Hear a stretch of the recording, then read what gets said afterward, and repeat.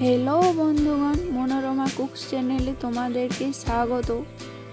आजकेर recipe hello dim दिए मुसुर डालेर चरचड़ी। डिम दिए এই চচ্চড়ি খেতে খুবই সুস্বাদু হয়। আমার চ্যানেলে নতুন হয়ে থাকলে চ্যানেলটি সাবস্ক্রাইব করে দিবেন। এক কাপ মুসুর ডাল একটা বড় পাত্রের মধ্যে নিয়ে নিয়েছি। এরপর মুসুর ডালকে জল দিয়ে ভালোভাবে ধুয়ে নেব। জল পাল্টে পাল্টে 3-4 বার মুসুর ডাল ধুয়ে নিয়েছি। পরিমাণ মতো জল দিয়ে ভিজতে দেবো প্রায় আধা ঘন্টার মতো।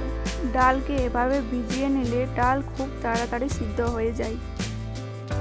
চচ্চড়ি বানানোর জন্য আমি নিয়ে নিয়েছি একটা ডিম, দুটো ছোট সাইজের টমেটো, 3টে লঙ্কা, দুটো পেঁয়াজ কেটে নিয়েছি, এক টুকরো আদা, 5 কোয়া রসুন। ডাল ভিজতে থাক ততক্ষণে আমি এগুলোকে কেটে নেব। आदा रसुन को छोटो छोटो करे केटे निएछि, काँचा लंका चिरे निएछि, पेঁয়াজ को साइज मतो केटे निएछि, टमेटो को छोटो छोटो टुकरो करे केटे निएछि।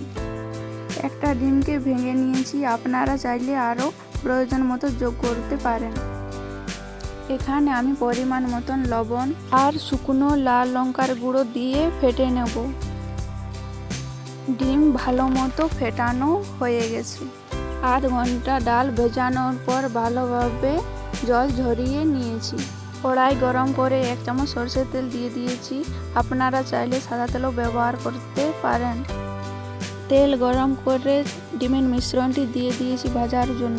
ডিমটি ভাজা হয়ে গেছে, এবার তুলে নেব।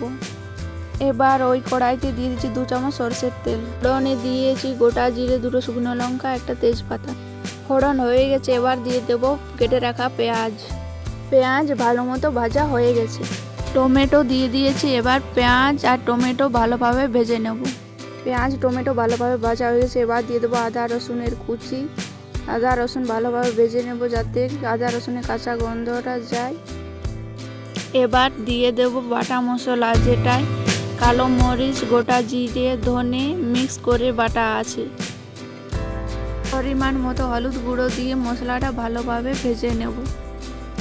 মশলা ভালোভাবে ভেজে নিয়েছি। এবার মশলাতে ভেজানো মুসুর ডালগুলো দিয়ে দেব। সব কিছুকে একসাথে ভালোভাবে মিক্স করে নেব। পরিমাণ মতো লবণ আর জল দিয়ে ডালটাকে ভালোভাবে সিদ্ধ করে নেব। 3-4 মিনিট পর দেখুন ডাল কত সুন্দর সিদ্ধ হয়ে গেছে। এরপর এতে দিয়ে দেবো ডিম ভাজাগুলো। ডিম আর মুসুর ডালকে ভালোভাবে নেড়ে চেড়ে মিক্স করে নেব। মেশানো হয়ে গেছে ডিম আর মুসুর ডাল। এরপর এতে কেটে রাখা লঙ্কা চিটেগুলো দিয়ে দেবো। এটা সার্ভ করার জন্য একদম রেডি। এবার এটা নামিয়ে নেব। আশা করছি রেসিপিটি তোমাদের ভালো লেগেছে। লাইক, কমেন্ট, শেয়ার করার অনুরোধ রইল।